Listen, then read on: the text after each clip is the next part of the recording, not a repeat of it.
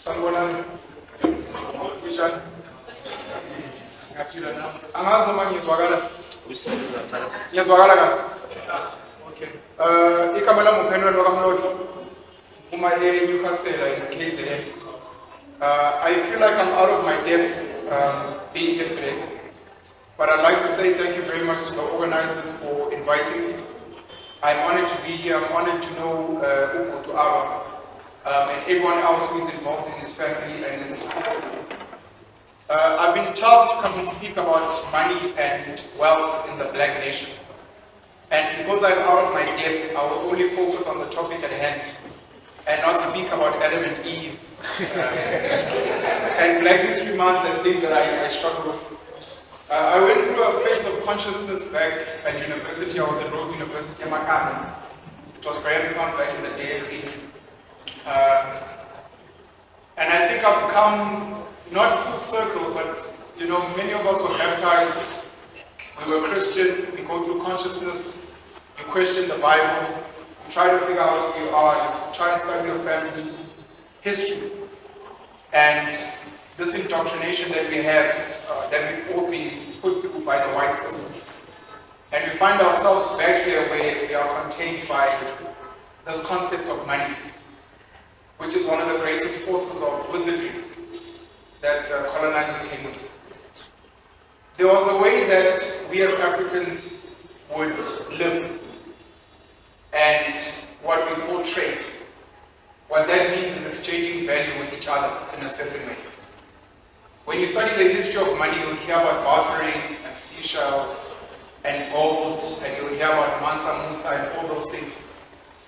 The reality is what money has become today is a psychological tool. And it still works. So we're searching for something. We're searching for a deeper meaning of who we are. We are searching for a deeper meaning of who we used to be. We are searching for a deeper meaning of who we are supposed to be in the future. And out of all the shackles that have been forced around our necks and our ankles and set into our minds, the one that remains is money. Many of us have left colonial churches, at least where they don't serve us. Where they serve us, of course, by all means. If you find a family in church, if you find a wife, a husband, if you find maybe a job, etc., there's nothing wrong with it. But the reality is it doesn't necessarily serve the African people in who we were and who we are supposed to be. Other people have decolonized in terms of language. They maybe don't speak as much English as they used to. By Zulu, Xhosa, Chivenda, whatever language that they speak more than what they were at the private schools that they were at. Some have moved outside of even the legal frameworks. Don't rush to the police station. Don't rush to the courts.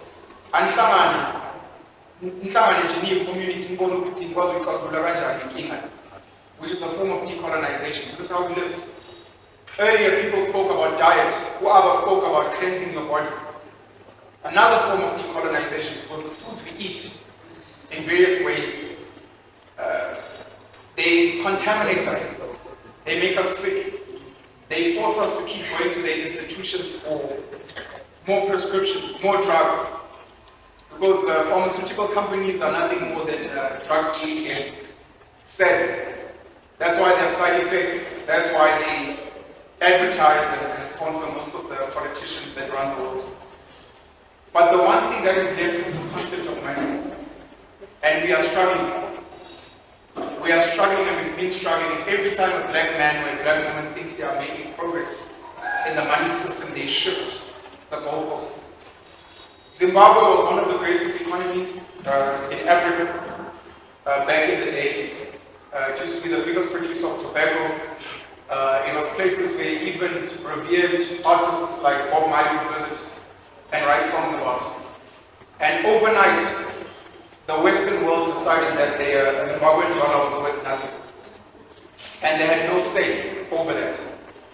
When a black man starts making money or builds a company that is worth something, at any given time they can discredit his company and make it worthless. Because we don't own the system. This is the thing that we are dealing with today, and many of us don't quite understand what we are dealing with. When we speak about money, we speak about a concept that was brought in by colonizers, at least being the British pound back in the day. Today we have the Kruger Rand, or the Rand as it were. And we are all in this rat race we are trying to find. How do we decolonize? I watched a very interesting podcast, since I'm a podcaster, with a Jewish rabbi called Rabbi Hannes Friedman. And one of the questions he was asked was around why the Jewish community has so much money, so much wealth, and what is his view of money. He started off by saying many people philosophize around what money does today, because it doesn't make sense that when you're hungry, you are told to go to school and study. And then after studying, you must get a job. And then after getting a job, you must go to the shop to buy, to eat. It seems like cruel and unusual punishment, because a monkey, a chimpanzee, when they are hungry, they climb a tree and they get food. And he's pondered this question of what is the importance of money? And he wasn't really sure, and the answer that he came up with was, money is the one tool that has forced human beings to interact with people they would not interact with otherwise. And if you can understand that, you can begin rewiring your mind around what money is and is supposed to be. We can grow our own food. We've got land. We can build our own homes. But why is it that we have this tool, and how do we conquer this tool? Almost like the English language, so that it serves us and doesn't oppress us. In that same sit down, he spoke about the spirituality of money. That what money is meant to represent is life. Because what it takes for you to make money is to give a piece of your life. Whether you are planting something, whether you are providing a service, whether you are making a good, that is a piece of your life you will never get back. And when you give of that thing and you ask for money, you are hoping that that person is giving you a piece of their life. And what has happened, at least in the African concept, is that those that came with the money system found a way to confuse us with this thing called money, where we give them more of our life than they do of their life. And once we can understand that, we'll understand the value of who we are and how we are meant to price ourselves. There's an important case study of the luxury brand Makhosa by Uladu, and many people not understanding why he prices at the level he does as a luxury good. But when you get to the depth of it, he is capturing Xhosa culture. How do you price that? Because it is actually priceless. It is arguably like the Mona Lisa, which is a story for another day, because that's another psychological trick. Who convinces you that a certain painting is worth a certain amount? It means they are playing games with your mind. How do you quantify the value of your surname, your history, your culture, in such a way that when you make a song, when you make a poem, when you write a book, it is priced at the same level as Louis Vuitton, as Gucci? And that's understanding what life is worth. When these guys came up with these concepts like capitalism, and they split up capitalism as land, capital, which is equipment, and labor, they left us with the labor, but they made it the most cheapest. That's why they shifted us off our land. I heard you guys speak about land earlier, because it's one of the means of production. But we don't understand what our labor is worth, which is why year in, year out, for centuries, black musicians, black actors, black artists feel underpaid because what they are producing is life. How do you quantify it? Whenever you are selling something, and I know this is not a concept that I'll be able to explain today, ask yourself, the person that's paid you, how long did it take them to make the money that they made? How long did it take you to create what you created?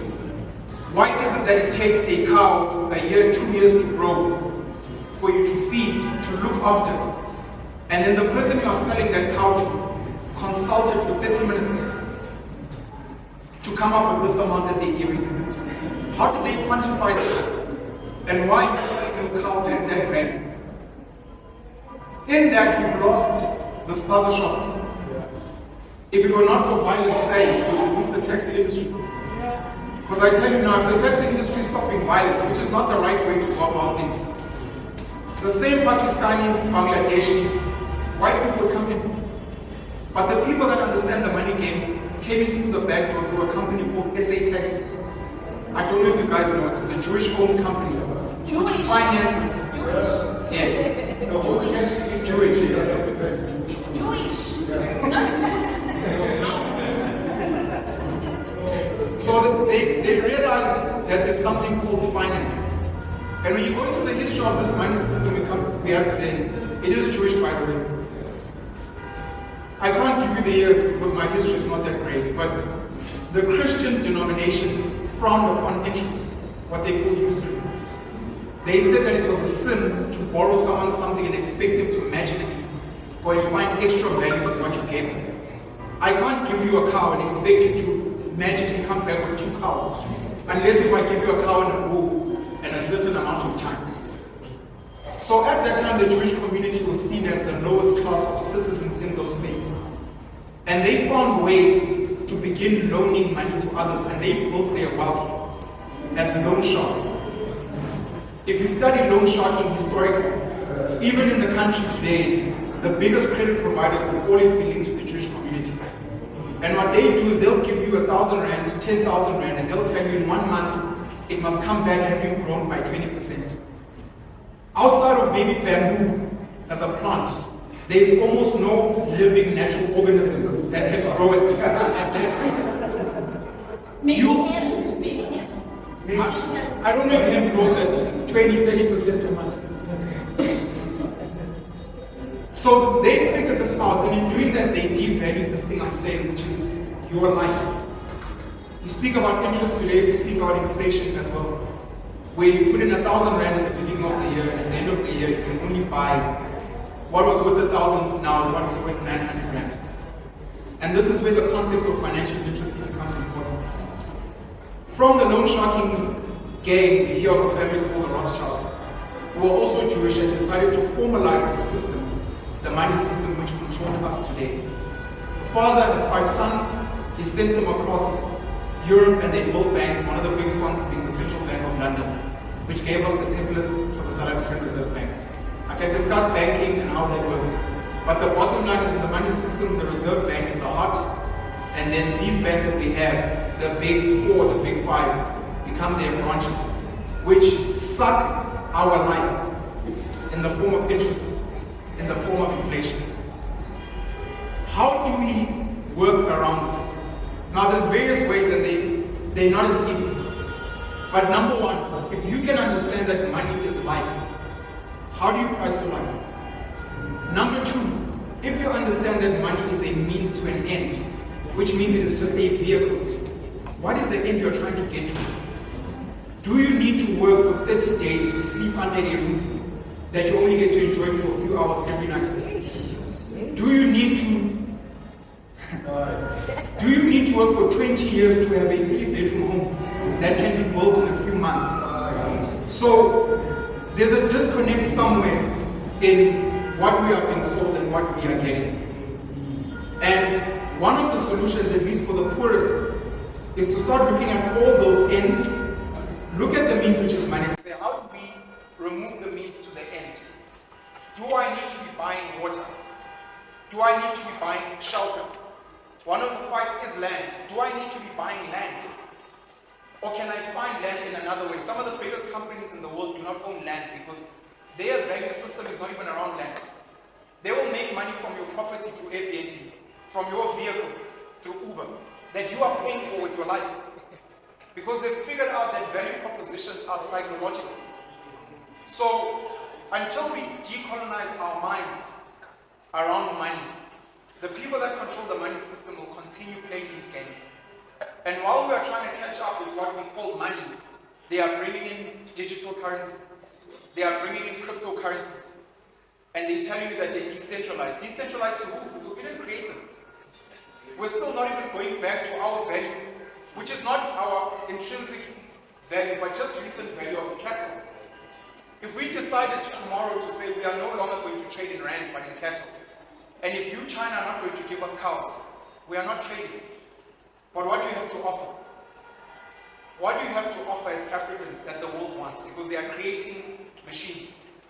They always, whenever you refuse to work, bring in people, whether it's the Indians in the sugar canes in Durban, whether it's Malaysians in the Cape. They are always, what is your value proposition and how do you contain that? And that is the fight that we have.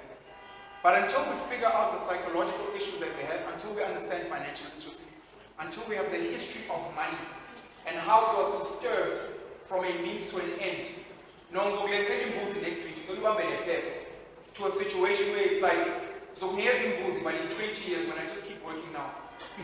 And by the time you get to 20 years, you've been hoodwinked. Unfortunately. So that's the shackle that they've got on us. And of course, credit is the worst one.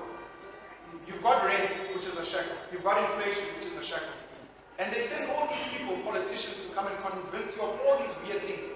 Things like we need jobs. All our ancestors didn't have jobs. All of them worked for their families and for their homes. They brought us things like feminism, which were a good thing for a time when idiotic men were oppressing women. But then they used that same thing and they twisted it around to tell you, you don't need a man. You really want to sit at home and look after your kids when you could be doing so much? When you could be getting money. Those same communities, specifically the Jewish, and I'm not here to speak ill of the Jewish, I think we must learn from them. Those same families, their women are actually at home raising their kids. No Jewish woman works. So there's something we're missing and there's a conversation we need to have. And once we understand this conversation, we'll also understand that if I'm giving you a piece of my life, I want to make sure that the person giving me a piece of their life is someone that is spiritually aligned to me. Because why are my children being educated by someone who oppressed my ancestors? Why is the medicine I'm getting from people who look down on me and call me names? Yeah, well, where are the institutions? which institutions?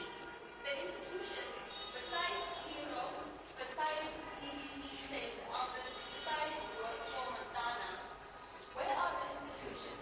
Ngicela ukukushayela yena mfowethu. Ngicela ukukushayela yena.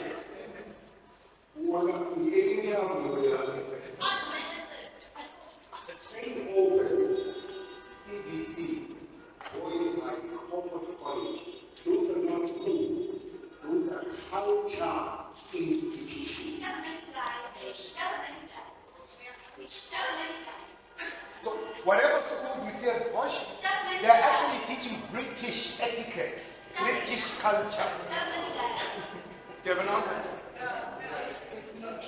We were made to believe that school was for education, but the British go to school for culture.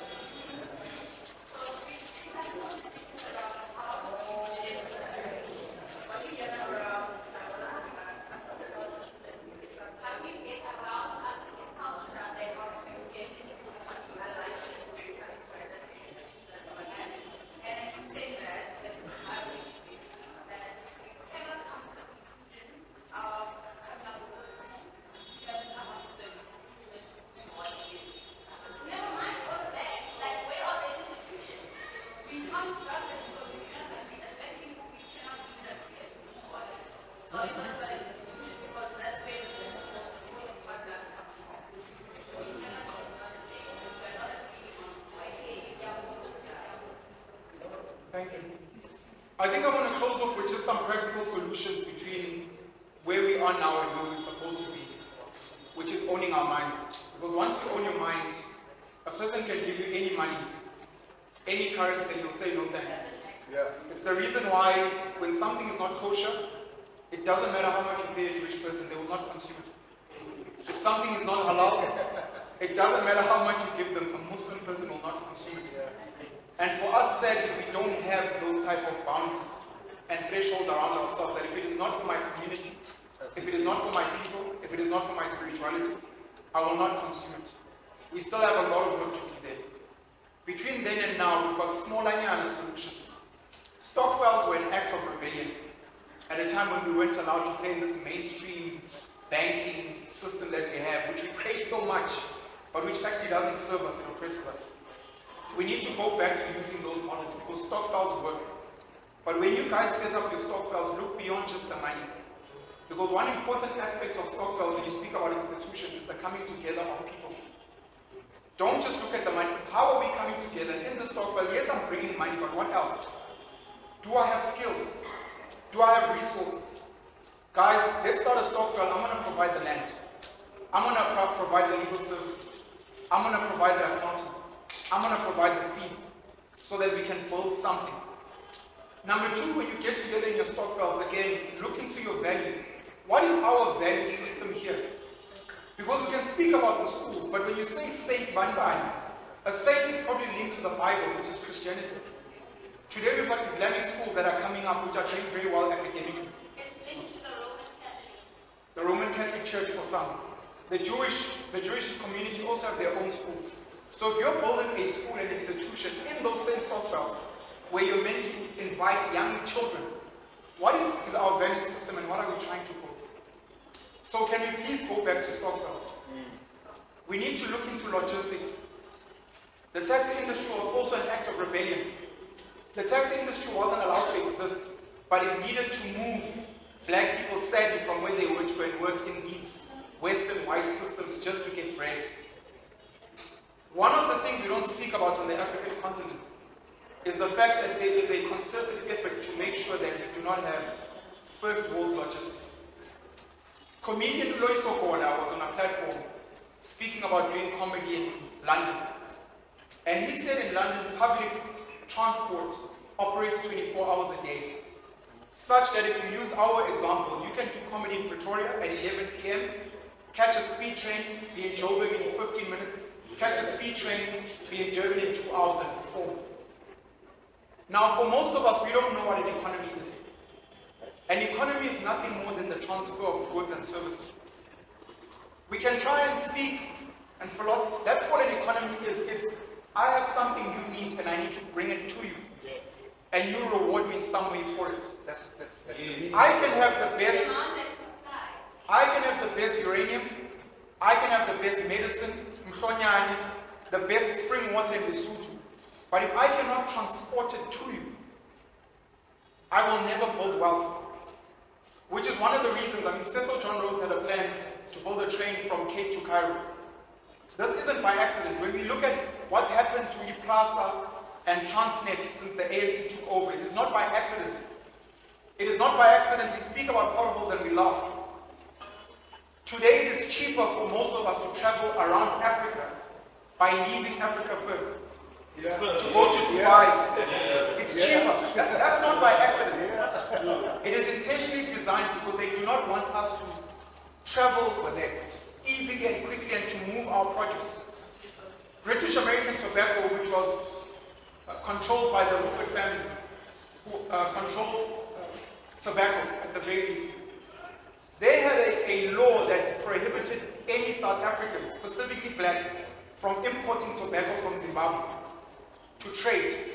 For the longest time, we couldn't even trade in things like hemp until they figured out how to create laws around legalizing cannabis. But today, you need millions of rands to get a license. This is not by accident. So I spoke about stockfiles. The second thing is logistics. How do we create spaces of rebellion around moving things? If we can get the scooters, get the scooters.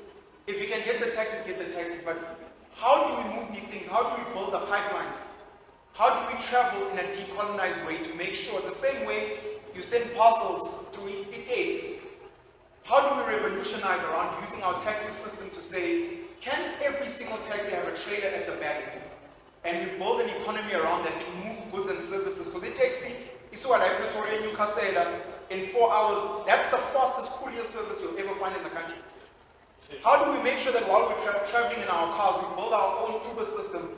Because there are empty seats in that car to move goods and services between African people. There's an Indian community called, or an Indian concept called the Dabawalas. They are the oldest courier system in India which transports food. They do not make mistakes. They collect your skaftin, umama cooks, and they bring it to where you work. And they make money. It looks clumsy, but you speak employment, you speak logistics. That's what works, because I want to buy from your shop, but I can't afford 20 rand for delivery. Even Jolo, I can't afford 20 rand for delivery, but I can afford 5 rand if someone walks, which is a form of exercise, and we get to trade as people. So we need to fix the logistics of moving goods and services around. We need to stop this thing, man, of buying from foreign-owned spaza shops. KFC as a concept, we speak about what it's become today. It was started in the kitchen. They claim it was started by an old white man, a colonel. I think that's a misrepresentation. I think there were black women cooking fried chicken, and then he just put his name in. There is nothing wrong with Mama Bepega, Sita at their homes, wherever they may be. But we've lost these things. Specifically, Spaza Shop started as Mama Gaisen Kinyan. You don't need a container. You don't need these fancy things. And even now, the government's made it worse, and they claim it's for our benefit, to make us register to trade. To trade in our communities. Those are more red tapes that they're putting out there, which are not going to serve us, but are going to serve you safe. And Pick and Pay and Boxer, who are going to tick all the boxes. But until we get this foundation right, it's going to be difficult for us to get to this psychological space where it doesn't matter who's coming in. We just rebel and we say, if it is not African endorsed, if it does not have our fathers and mothers involved, if it does not have our kings and queens involved, and it does not speak to the fabric of who we are, unfortunately we are not interested. And because we are so quick on instant gratification and what works, we're never going to get there. And at some point we will need to self-sanction.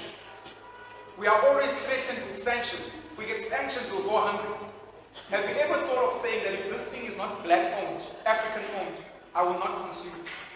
I will self-sanction. We are scared. That also good. And I think I'll end there and then close off with this thing of institutions. We don't need a school structure. We need a school space which can be a home. Churches start at homes.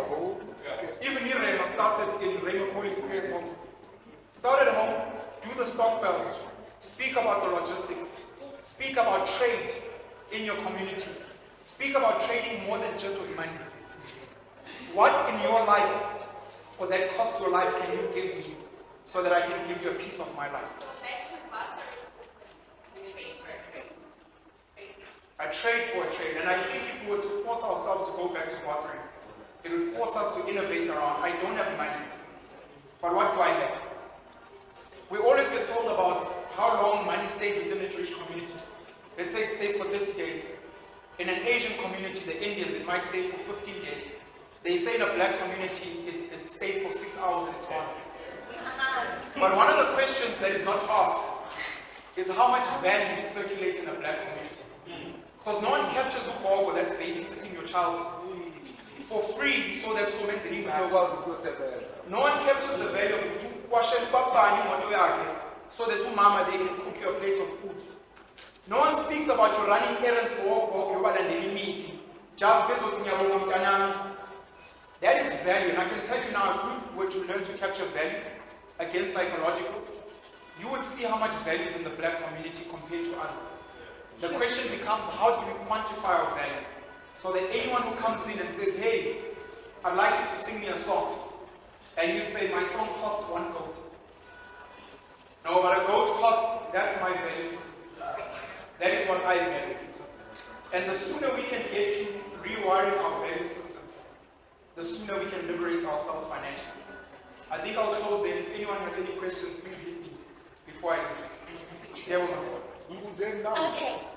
So, like, I've heard before that you have a religion, right? I have a religion. You have started your own religion, I will. which is exceptionally, like, inspiring. Yes. Yes. I have heard that you have started your own religion, which is Penuelism. Yes. Precise. So, can you just tell us more about that and how it came about? Like, what is that?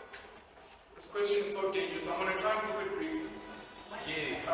I'm a huge fan of history, like most of us. And maybe one of the things I want to mention before I leave is, I know we're borrowing Black History Month from the United States. And I know Kanye West has spoken about this. For those that do celebrate Black History Month, I challenge you. Same way, Sisi, I challenge you to start an institution, since you wanted to. Please come up with the concept of Black Future Month. Yes! Yes! Yes! Yes! So, the concept of Black Future Month will hopefully come after Black History Month. So we go through Black History Month and all the things we went through. And then Black Future Month is okay, so how do we take this and build for the future? For our children, just as a challenge. So in studying history, I looked at most of the indoctrinations that we have today. Yes. Whether it is a language, whether it is a religion, etc. Most of them are centered around.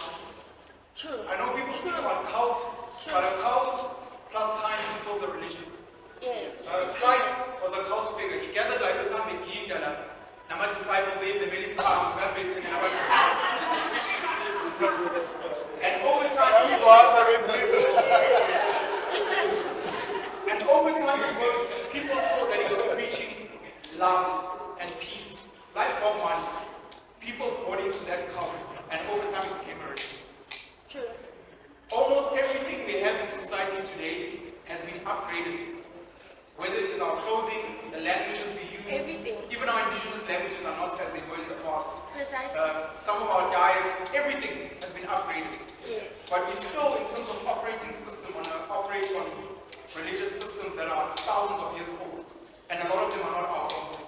So I think it's time for myself and many others who are inspired to say, let me take from the old what works. Let me discard what doesn't apply anymore. And yes, I'll be called names, but it's okay because if I was Christian, I'm moving just like Christ. He was rebellious, True. he led, and he moved. So it's a social experiment for me, but it's me saying these are my principles captured in the book. And for anyone who finds them cool, you can add to them, you can build with them, and who knows in 1,000 years what this would be. But the bottom line is, some of these older operating systems don't serve me. And I need something that will serve me. Yes. Thank you. Yes. Thank So you. other than, yeah, woman. Bullet on the institution versus the space of food. Institution versus the space of food. Yeah, it's the same as for Abba. You can learn astronomy, you can learn astronomy, you can learn everything from the space of Eve. Like that, there's a video of Bakali that says, and then it explains. Then it's about Uti. Why do I need to buy the was with the car? I think it goes with the same. Like their way of thinking, maybe they need it, but Tina and Zaman,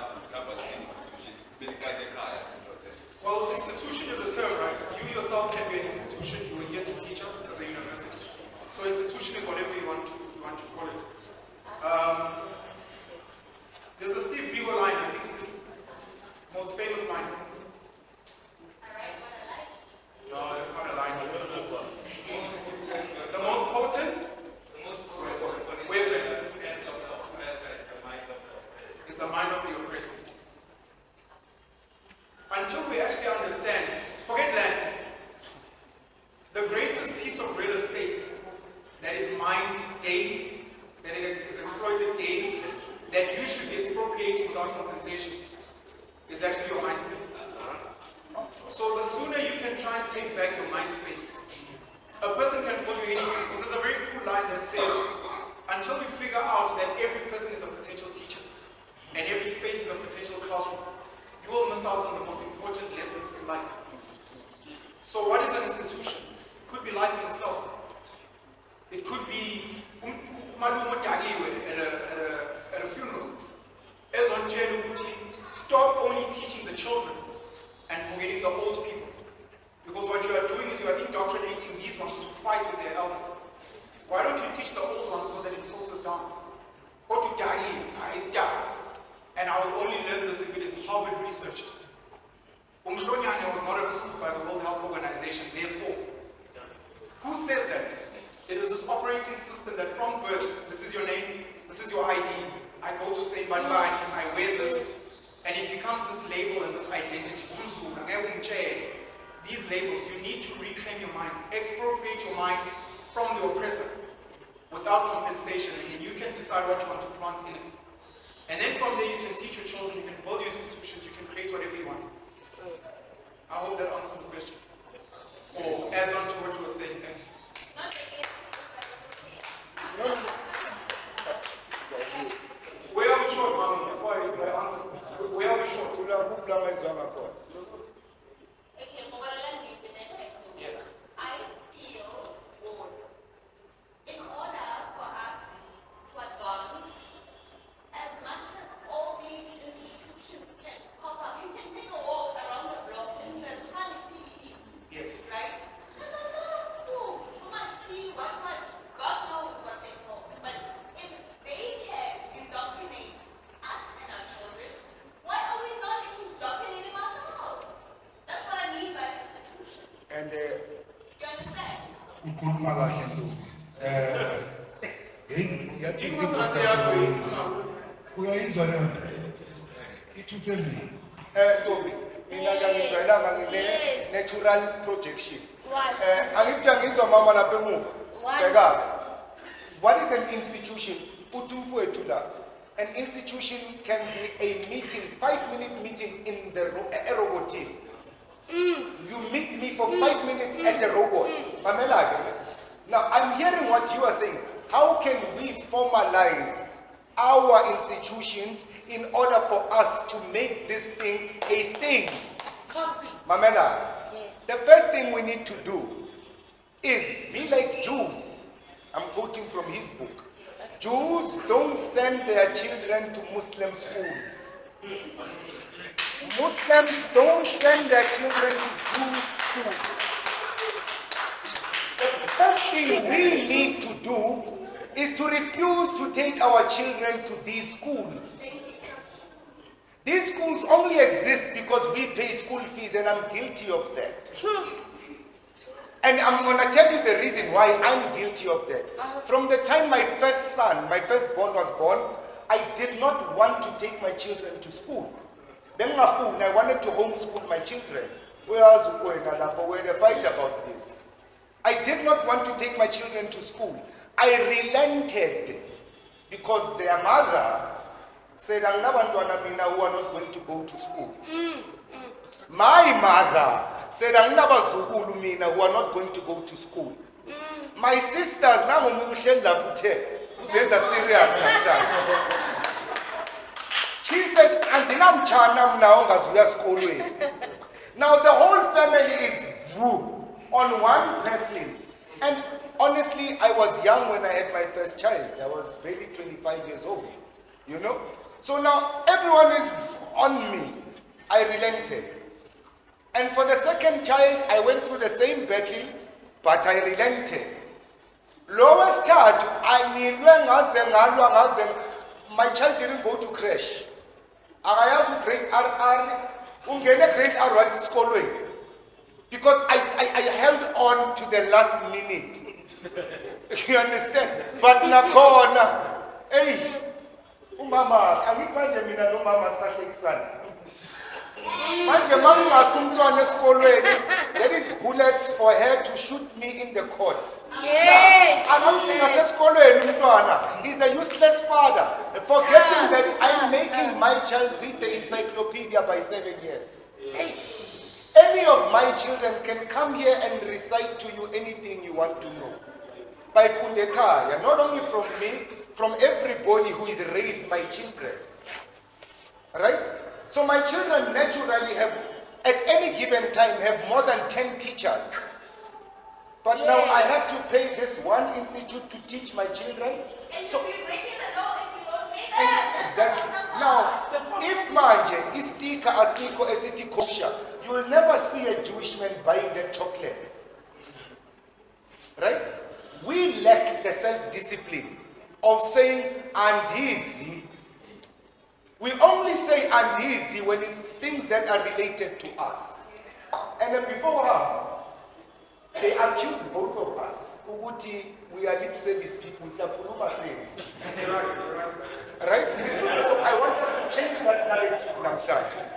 I'm going to challenge myself first, no Penuel, sobabili. Right? And anybody ofuna ukuyijoyina lento will contact us athi ngicela ukujoyina lento le. Now nokwena ngiyamchallenge sibathathu kulento. What we are going to do is I'm going to give a space esibayeni sami, right? Isibaya, my crawl. La ngibeka khona inkomo zami. I'm going to give a space laphaya. Ngizokwenza isibayana. Ngisikhiphe emhlabeni wakithi vele. Ngiyosibika ukuthi Mampandla ningabheki nix la. Ayifuni nina le. Bese kuleso sibaya mina no Penuel sizofaka inkomo lapho. A bull and 2 cows. I'm going to put a imagine ke. Ngiyachallenge ke. Challenge for accepted. Guess what? This is how we don't succeed as black people. Penuel uzofaka ithokazi lenkomo kwesisibaya. Ngizofaka ithokazi lenkomo kwesisibaya. Kwena, I want a female cow. There'll be 3 female cows and a bull. I'm going to provide the bull. Right? What we are going to do kwesisibaya, every female cow is going to have an earmark. Ega Penuel izoba green, eyami izoba pink, eyakho izoba red. Every calf that is born of your cow gets imark kamamak. Every cow that is born of my cow, it gets imark kamamak. Kanjalo kanjalo. And now sizoba ne community spire. Once that spire grows, once we make sales, if we sell green cows more, green cows get the money, but the farm gets commission. So that's now we are building a community bank that is dependent on us, ruled by us. True. Right? True. From there, uzongena uchawe athi hayi nami ngifuna uyingena lento. Nonke ndinayo imadlana yothenga ithole. Afake yakhe inkomo siyakhula isibaya. Eventually, we can open butcheries in every location. Eventually, those butcheries can open amachisanyama. Now machisanyama azo-employa kwathina nabantwana bethu. Those butcheries are going to employ us and our children.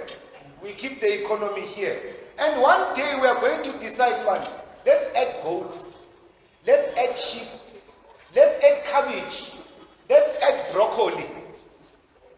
Now we have a community bank that is living, and the interest is only one way. It's coming this direction, to us.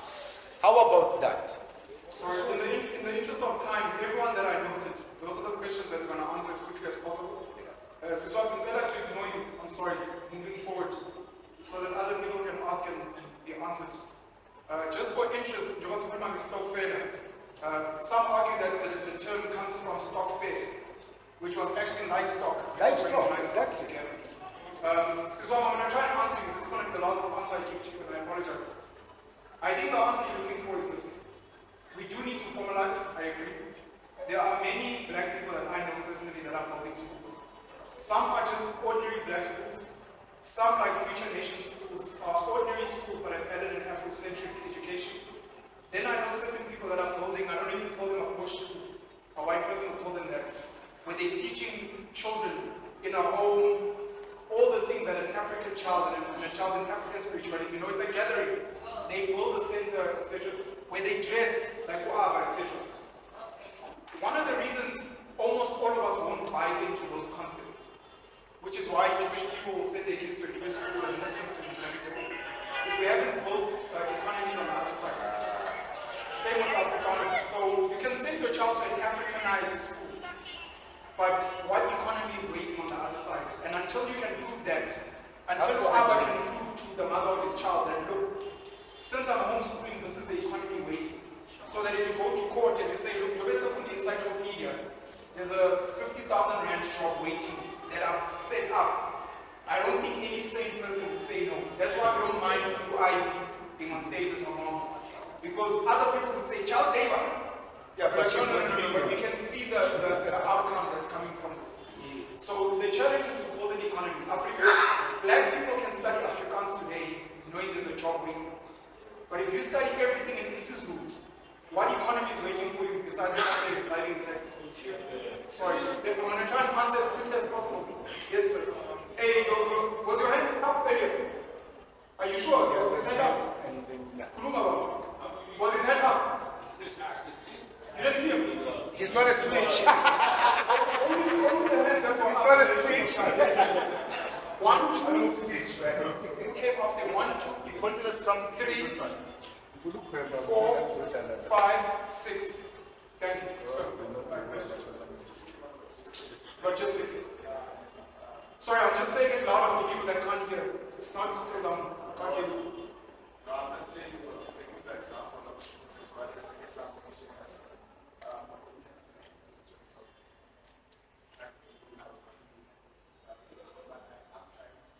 what I see from it, there isn't a different understanding of us, market size as well as the spaces that we are into.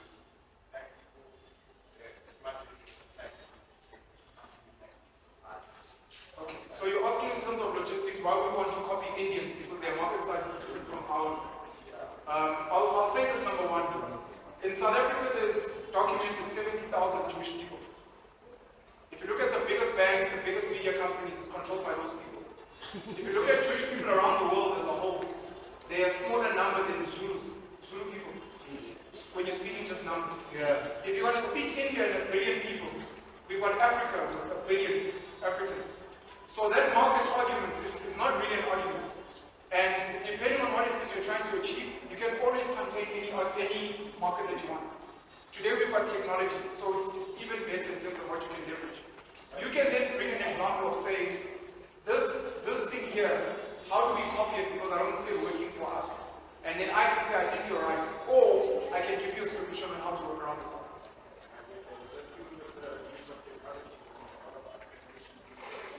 A lot of African nations don't have the power, yes.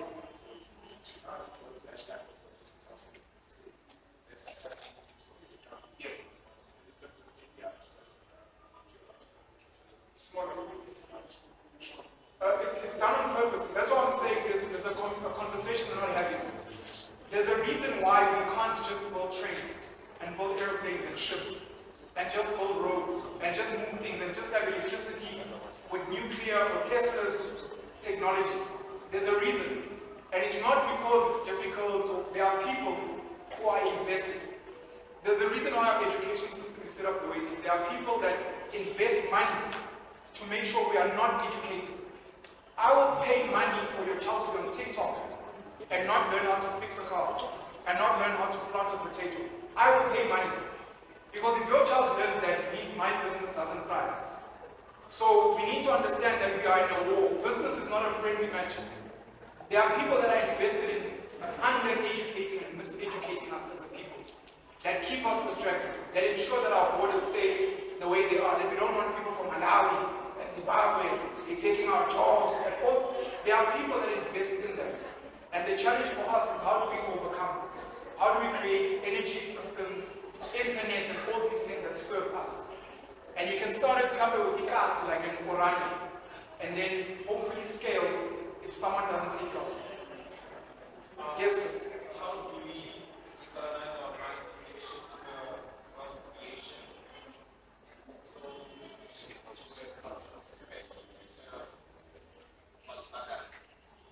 People from outside. yeah, So how do we shift our mindsets from becoming into becoming wealth creators? Basically, producers are not consumers. And like to own, to Baba, to not just, not like perceive ourselves as, but like they show us Perceived as Americans to say, Americans. yeah, to say. That one's very difficult. So I spoke about expropriating your mind without compensation. Everyone, I can promise you now, all the people that run the world, all of them are fighting for minds. That's why you've got black people today screaming bricks over the West, because someone is pushing propaganda for that. There comes a time when you're like, hey, I think Islam is better than Christianity. Because someone's fighting for your mind. I think I want to have Bitcoin over $1. So the challenge for anyone who wants to take on the fight is to start that journey. How do I build the media? How do I build the Hollywood? How do I build the businesses? How do I make, my favorite nation on earth, at least black nation, are Nigerians. If you look at what Nigerians have achieved globally in terms of their music, in terms of their movies in Nollywood, in terms of, even if you hate them in other countries, they have pumped their culture around the world. Jollof, Afro beats, whatever the case may be, all the way to America. They know Nigerians now. Some of the best doctors in America are Nigerians. Because they said, we will go on, I don't even know if it was intentional, we will go on this rampage to make sure that people see us, hear our music, hear our pidgin English, etc., etc. Then you start indoctrinating. The same way, I guess, with some of the Jamaicans and the people from the Caribbean islands, all of us now want to be Rasta, and it's cool, and you want, that's propaganda. So, to what you're saying is, how do you indoctrinate? And one of the answers is institutions. How do you create institutions that when someone sees it, you're like, that looks cooler than that. Dreadlocks look cooler than a flash card. That type of clothing looks cooler than this type of clothing. That type of economic work, working from home remotely, looks better than being stuck in traffic. And then slowly but surely you start fighting to hack into other people's minds so that they buy into what you have. And it is difficult because the people we're fighting against have got centuries of experience. And at any given time when you start making progress, they'll accuse you of heinous things that you've done to little children and women to try and shut you down. And that's the fight that we have, sadly, but it is a very difficult fight. But if you get it right, you get to then own Islam, which then fights against Judaism or Christianity or whatever the case may be. Number two. Can I get you just Yes, if I can. if you are happy? Thank you very much for allowing us to be here. Let me just acknowledge your presence because it's very important to acknowledge you before I even add on what the colleagues say. We're talking how economy was structured and how economy divided us. One of the things that we don't know is that Africa is the producer of that economy. The whole of Africa is the producer of that economy. And China is the manufacturer of that economy from Africa. It's a chain. Goes to China, and then America buys the products because they have money. What you see today with regards to America being so angry about BRICS coming up with its own money, it is because they know that the whole production and the whole mineral resource is going to go to BRICS. Hence, now the president saying he's imposing a tax, a heavy tax on those products. It is because of that change that they want to maintain. And as Africans, until we liberate our mind and decolonize our mind from those people, we then have a direction of what is it that we do. But I just wanted to add on what my colleague was saying, and just to highlight on why we are at the situation where we are. It is because of that. Otherwise, the system, if you tamper with it, America will go even using a nuclear if we are not effective. And we should just guard against that. Africa needs to change, and Africa needs to own up into its own mineral. Being shy and talking about it will make us poorer and poorer and poorer. No one cares about us. It's only us who should stand up and say, enough, it's enough.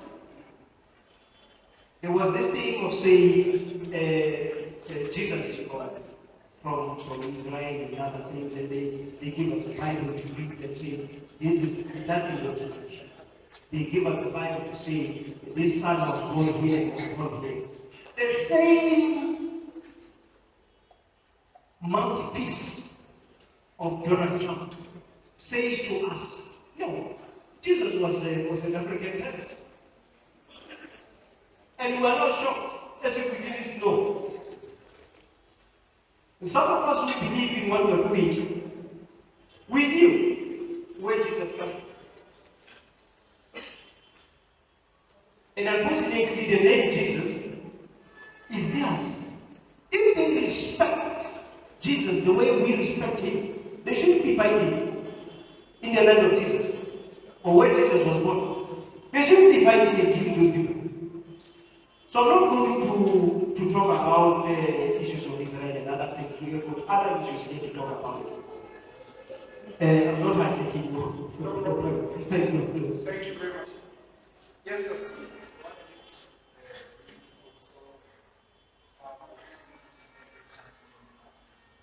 What makes Jewish people so powerful in each and every country?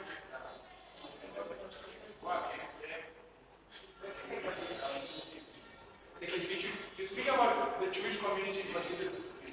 Did you want to ask? I was saying when you started your statement or relation to what we're doing now, you said the money comes from the Jewish people. So they are protecting that wealth that they create. And hence they will fight if you're not aligning yourself into that. We need to accept that money is a commodity that we should be using to communicate with us. And he said, one of my colleagues said, African people were not rich, but they were fine. They were living. They were doing well. You will learn more as and when you follow us. Thank you. I don't know if you got your answer there, but to crystallize it, most of them have found a way to control the money system. And because they control the money system specifically through credit, and now the property, and after property media. So there's something called anti-Semitism where you can't even criticize them in a certain way. Because they control the money system all the way to the Rothschilds, they buy politicians. And then in that way, if they have issues with some of the things you're doing, they then come in and they make sure that you get shut down in various ways. You get sanctioned, they close your bank accounts, they don't get funding, etc., etc. And then it's because they control the media, they hate it in a certain way. In Rwanda and Congo.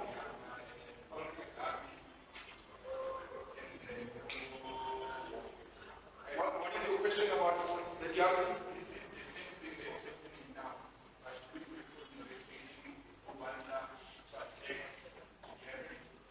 I personally don't know who's invested in Rwanda or the DRC, but I'll tell you that the DRC, as far as all of us know, is the wealthiest country on earth, as far as commodities are concerned.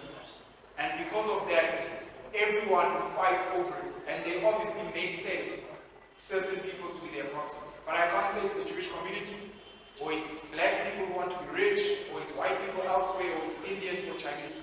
But there's a fight and a scramble for the resources in the DRC. But I can't say it's because of the Jewish community. I think I need to know. Thank you. I don't know who came next. I'm sorry for taking up so much time. I was meant to be here for 30 minutes.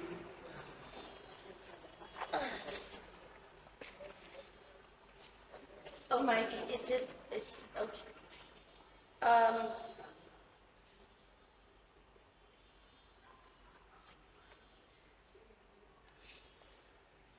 so, what I wanted to know was,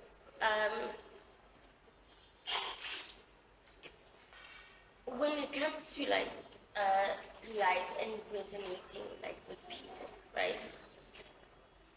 Like, what is the best way to go about it when you feel like you are not in a position to understand like where we are right now? Because now, like, we are in a state where like there's a lot going on in the state affairs and everything, and we have been like put into it by the social media because of I don't know if you know Jax Amahle. Cheers, Amash. Jax Amahle. Cheers, Amash. You don't know that person. Yes. So then this is the person on TikTok that is telling us like everything that is going on within the country. You know. So it's like with this deprivation that Donald Trump has done to take like financial aids away from the country. Like, what do you see coming with us trying to like subside that, I guess? Your question is, Everything you're that asking is- me to prophesy. No, I'm not asking you to prophesy, but I'm just saying, we see like us as a country, like what do you see like happening? Like your own opinion. You're not the first person to Precisely ask me because- where I think we're going. Yes. And it's a- Where it's a are we very going difficult as a question. country? Where are we going as a It's a country? very difficult question. According to you, Mr. Penuelism. Yeah, look, like I said, there are many people in this room that are way smarter and wiser than me. Yeah. But I'll just go back to nature. If you want to know where we're going, if you want to know what's going to grow in your garden, you have to look at the quality of the soil, you have to Yes. look at what seeds are planted. So if you want to preempt what's going to happen in the next 10, 20, 50 years, just look at what's being done to our children, our babies. Look at the medicines that are being injected into our women. Look at what our women are being taught. Look at what our men are being taught. Look at the fact that our men are unemployed, drugged up on Yahweh, getting drunk, taking out their frustrations on their women. The fact that we're fighting with each other as Africans. And you can look at that and then you can maybe try to create some probability. That's all I can say. I can't prophesy. I don't know. Will there be some type of divine intervention where some hero comes up and convinces people, or some African comes up and we realize that they've been building nuclear weapons and we don't know? That would be amazing, but we don't know. So we can only base myself on what we're seeing. And what we're seeing is we are being dumped down every single day through TikTok and the like. And while they're using what they call artificial intelligence, which is actually being programmed on white data, not black data. Yes. It's being programmed on white, so it's going to have an oppressive mindset. Then they're going to create robots. So you're going to buy a robot, which is going to be programmed on white American intelligence, which is going to behave in a certain way, really and it's did. just going to give us so. They really did. And look, they are convincing our women to also not have children, because that's one of their biggest wishes. Yeah. Contraceptives, make sure that, and I know this is a controversial take, but one of the best ways to make sure that women don't have children is to give them a very demanding job. A woman with a demanding career, herself, never mind her boss, never mind, will refuse to fall pregnant. She'll be on contraceptives, she'll abort, she'll be like, my career needs me. So there are various systems that are being done to try and subdue us. So that's all I can say. But outside of that, I don't know where we're going.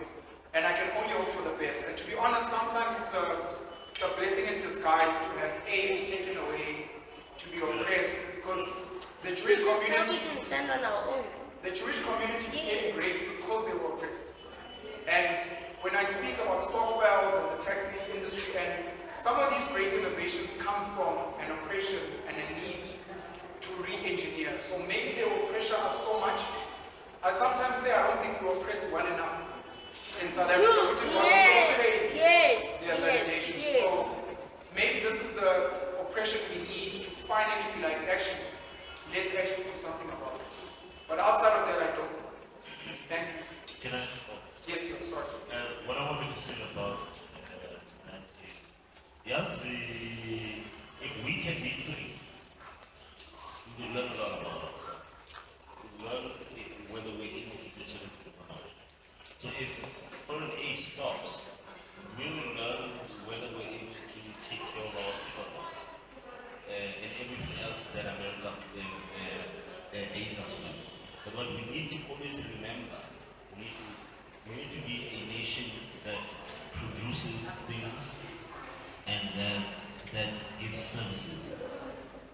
every single in every single industry of ours, or every single form of life, there must be some sort of industry behind it. Mangabe ekhaya kimi sika isikhumba.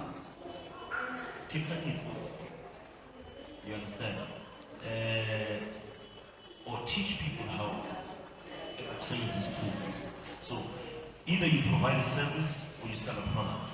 And if we can grab that, we don't need anyone as team because we have the resources. First, the resource is knowledge, is the breath in our body, right? And interpersonal relations.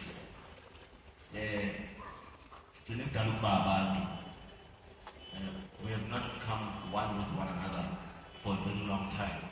Once we start to understand that when I lose, you lose, I think it's going to normalize. It's not just the individual thing. It's individual for other people because they're not from here. When they die, they die. You know, when we die, we go somewhere.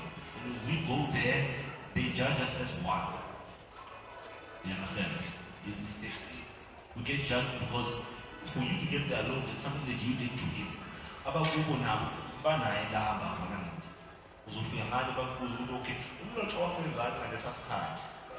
right? So we are not able to build sustaining systems, sustaining relations like before because of separation from ourselves, separation from knowledge of self, your geography.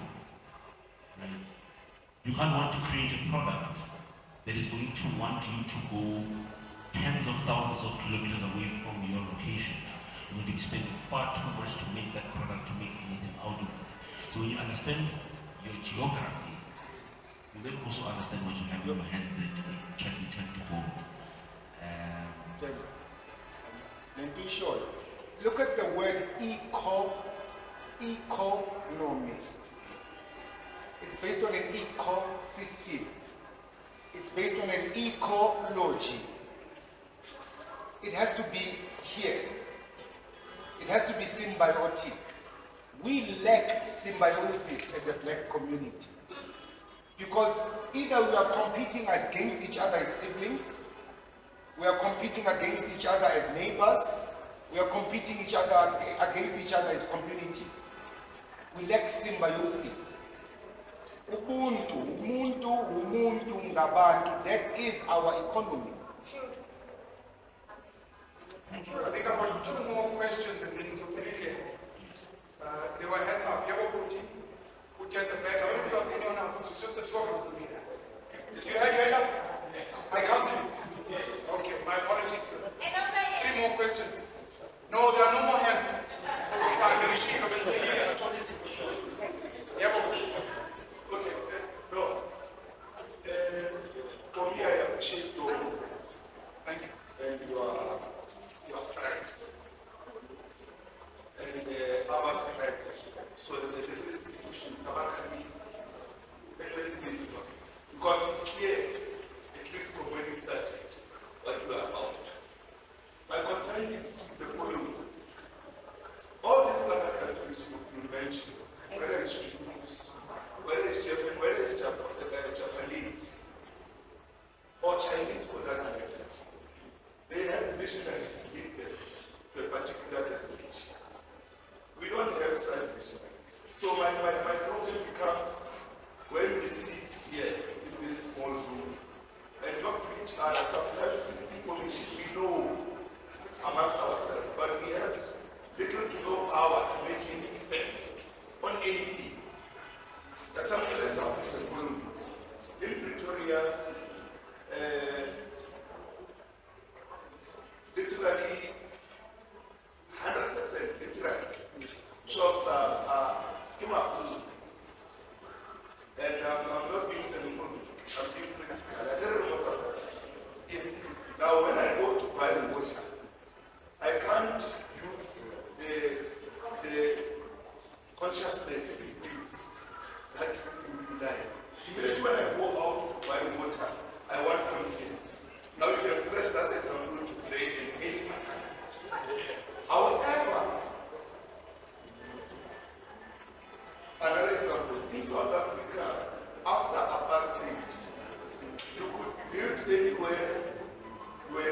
construction company. In the early 2000s, there's a company here next to CSIR. I think that's CID. Now you need cranes in order to build. You see? And there's another one, they call it IPC, CIPC. All those things came after democracy. You need to register. What you are saying is true. In ice-pop, concrete and stuff, they were sold at home. In a normal fridge, not in a shop fridge. Normal fridge. And the economy was thriving, things were moving. But now this red tape makes everyone struggle. I mean, right now there's something funny that doesn't say.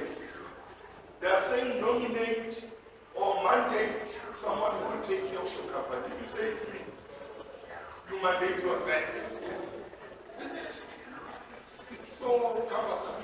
It's shocking because how will I mandate myself? I'm already the person who has registered this. And the intention is here. He registers so many companies. You understand? Because there are so many, if you go through Africa, they will tell you in South Africa, things like this. Because apparently when you go up north, it's difficult to get a company. So my problem is genuine. And I don't expect you to have an answer. But I'm saying, who are we talking to? Who will be able to defend? See, when the chief was to me, how now I thought you would say, in my community. That's what I thought you would say. I thought you would say, in my community, there's a tuck shop. And that tuck shop, they're selling food and car. Do you understand? One of us.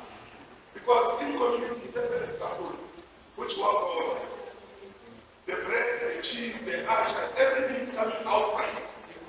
So we need a small community. We need a small community that will influence another, because this thing won't come from heaven and fall on us in South Africa. Everything is okay. It's not going to happen that way. But someone has got to spark that light, and it needs to happen somewhere. Where I'm seated, I think we talked, and I think very well. Okay, let me make an example with me. If I'm put into a position of power and given an opportunity to be wealthy, I think you can assume what decision will I make. So we are struggling with people who are occupying positions of power, who want to make decisions that will benefit us. That's the issue. That is my importance. Thank you very much, sir. I know you want to ask me a question. You're very right that this is deep. I want to say that a visionary is only a consequence of people that buy into the idea. So that's very important. That you said you don't see visionaries. They might exist. Maybe their failure is their inability to convince others, number one. Number two, I think we already have some of the tools. We don't have to reinvent the wheel. Stockfiles, I really think, are a really great place to start. If you look at what APSA is today, it's not as a stock failure, false cast bank came next. We just need to take some of these things we have to the next level. So as an example, last thing on how do someone sitting here say, how do we capture the video? How do we then write a book from this? How do we then build a center? How do we collect money? How many skills do we have here and build a database and just take it to the next level? Because the things are already there. We don't need to always start from scratch.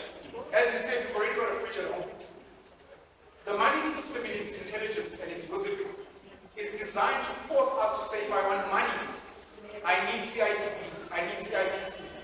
But if you can work outside of the means to an end and work to the end, you then don't need to work with all these hurdles. So the question becomes, how do you work around this? And that becomes the challenge for almost all of us. What do I want for my child? I want money. No, you don't want money. You want them to have a home, a good family, a way to feed themselves. If money is the hindrance, how do I sidestep it to get to the other side? What other tools can I use to get to the other side? And then from there, I think we start winning. But thank you very much for the input. And the challenge is on all of us. The challenge is on you. Anyone who is, I think Joshua Makoma speaks about being pregnant. If you are pregnant with an idea and a frustration, it almost means by default you are the one that is cursed with having to lead it. So in your community, the curse is on you because it's frustrating. Other guys in your community don't care. It's bothering you. So the curse is on you to then become the leader and the visionary, at least in your community. Thank you very much. Let me just end up on that before you make your follow-up. You asked a very intelligent question when you were saying we don't have visionaries. But I'm saying to differ with you today because when we started what we have studied now and what you are participating now, there was a vision of you to be here today. When we sit down and said, what is it that we can do together to bring our African people into this pregnancy that we have? The pregnancy that my colleague Penuel has, there's now of looked to you. And if now you are asking him questions, that's part of visionaries. Why we here is we have in the same something that needs to be looked at and be changed. And hence we are now starting this movement of talking to you, and not only talking to you, but talking to the whole of Africa and even the whole of the world, to say, here we are, no one is going to stop us, we are a train that is moving, with planting this seed of seeing things differently and being empowered differently. Because those things were not there. They were not there at all. If you look at our planet, that needs discussion. It's a different planet.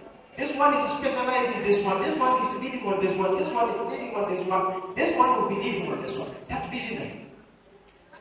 People with a vision of bringing something that needs to be reviewed and be re-looked at as African people, as South African people, and lead us to know that we are not naive when we say this is us and this is what we want. So, just to go back to that question of how do we deal with the situation that we're sitting in. Most of South African people, they put money first than Ubuntu. Most of our ranches in villages have turned into sponsorship. And when you register now, they're forcing our people to register these businesses. You don't know whether it's the owner of the garage who's registering the business, who has never had a business, or is a Pakistani who is actually registering this business. So it's one of the things that our government is doing. But it's just I'm not in more politics like I used to be. I leave it to others to look at. I'm on another level myself. So with me at home, we are encouraging our black brothers to open up their shops and we do away with what we don't want.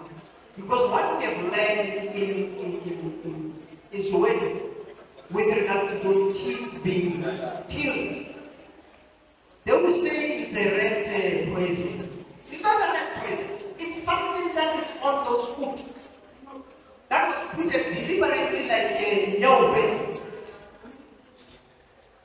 That is destroying our young boys. So, this platform, where we moved from being at the house, now we in a public space, and say, let's share our ideas that we're doing in the house at our place, to say, no. Our people are missing something.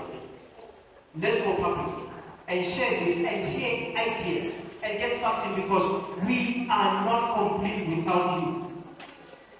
And you are not complete without us.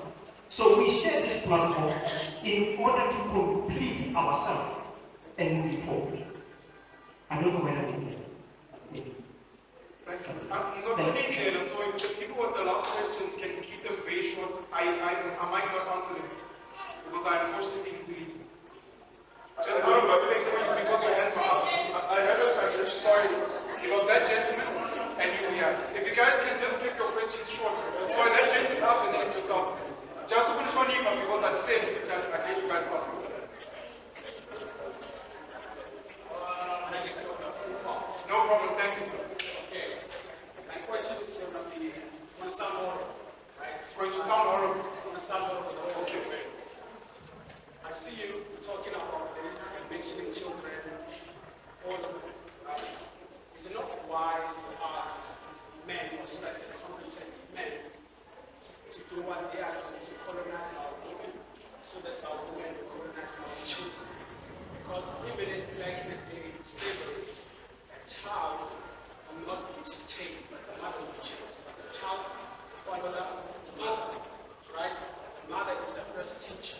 So, based on what Papa was saying, right, he wanted to actually do this but it didn't happen simply just because there were people around him, which is Mama said Mama didn't agree with him. Yes. So, isn't it wise to tell men to actually say to them, yo, make sure you're on the same page with you.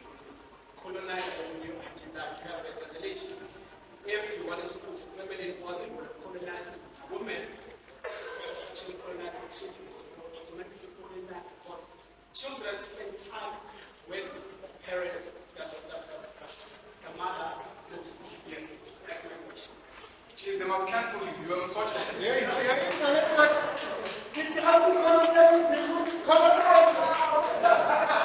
Sorry, so your question. Your question is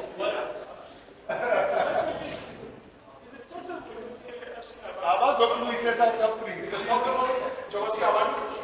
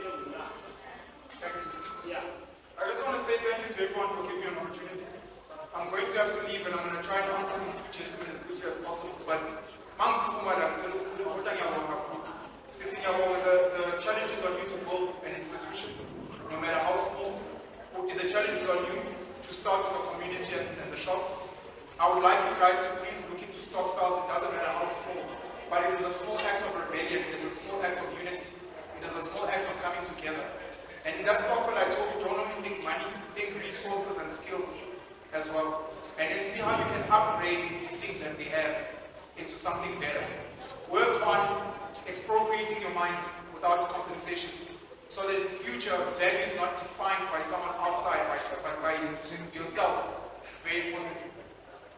In closing, it was obviously by design that they took the man out of the house to go work in the mine and the factory, so that the woman is left behind and cannot be indoctrinated by the man. As all these other communities, the Muslims, the Jews, the man is still the head. Sadly. And then when the woman was left alone, they were like, don't you want to be empowered? Don't you want to have your own land, your own whatever the alone.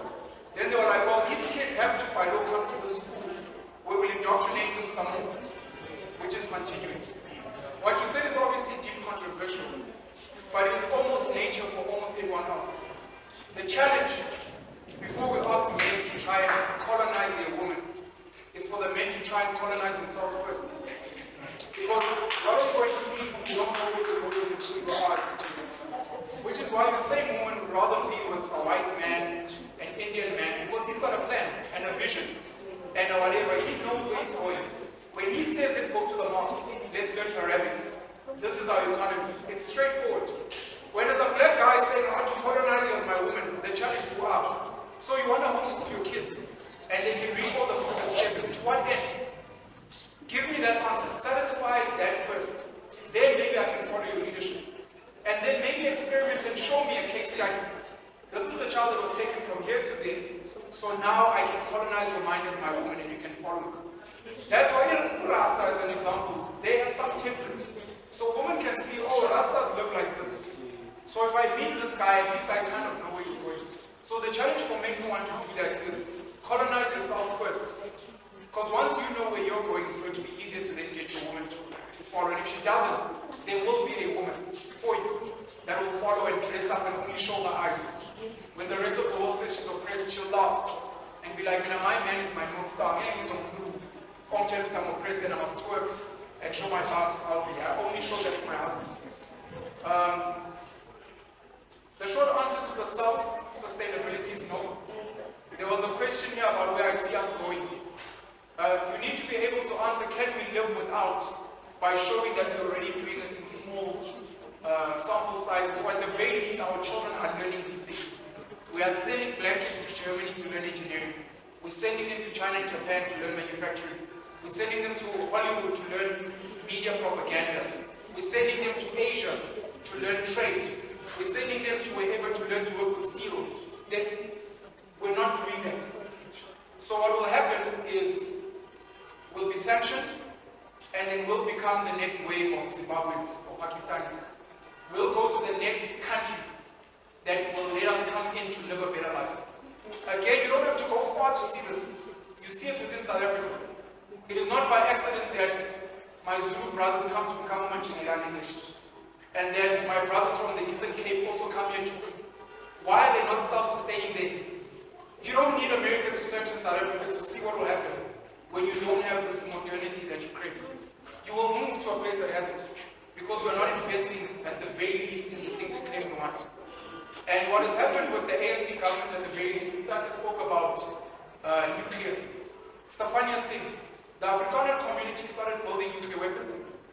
They have a nuclear plant, power plant in the Western Cape, which powers half of the Western Cape. They were moving in terms of self-sustaining. As soon as the ANC came in, one of the first things they did is they dismantled those nuclear weapons.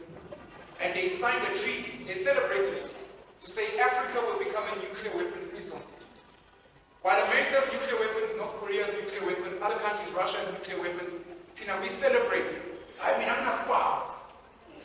And everyone else has his bomb and is applauding you, and you are happy. And you find similar things with things like ESCOM.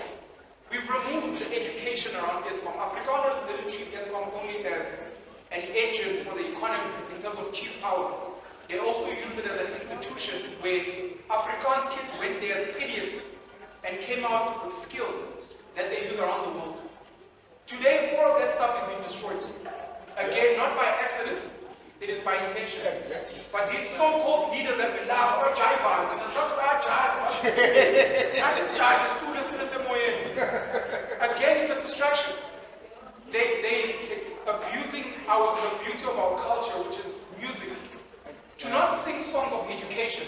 With what I'm singing at ESCOM, we're singing about creating power and KG generation. I'm singing about this Bamsami, things that actually don't matter here. Because our songs, by the way, had knowledge embedded in them. Finally, Itagazelo were a form of history capture. But it was what made me because if you're not telling me that we need Itagazelo again, you're telling me your trade, you're not telling me this was our land, this was what we're meant to be doing, then it's just a song. It means nothing.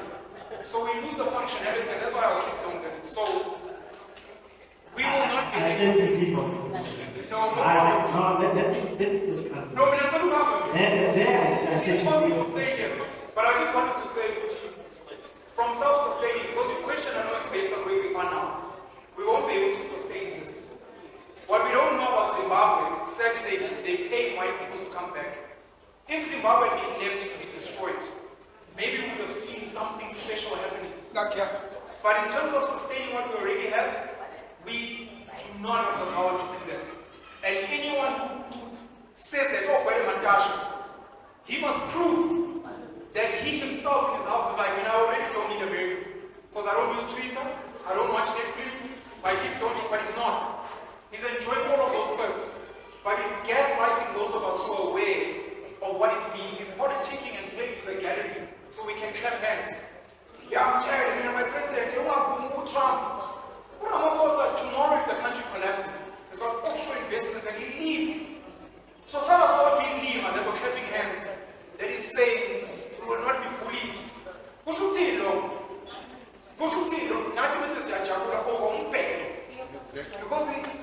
we have been stripped of so much that the little bit we see of an Ibrahim Traore, or a Julius Malema, or a Mtutama, he's really,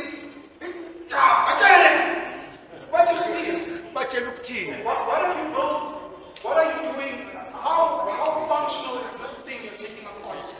And this is not to criticize, it's the work they're doing. Others must then come and talk on top of it. But we must be very, very careful because again, the mind is the battleground of TDJs. If you cannot wrestle your own mind and conquer your own mind, by the time you want to conquer your woman's mind, your child's mind, the next black person's mind, what are you conquering them with? Nah, you were conquering them. Or you were all this was your conquering Shawanyama. So, my apologies, but something is very important.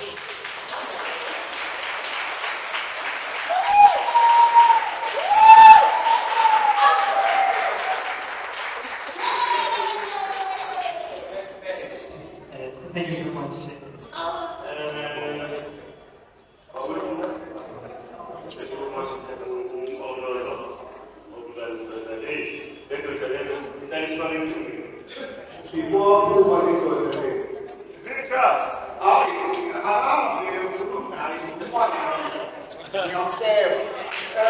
Siyabonga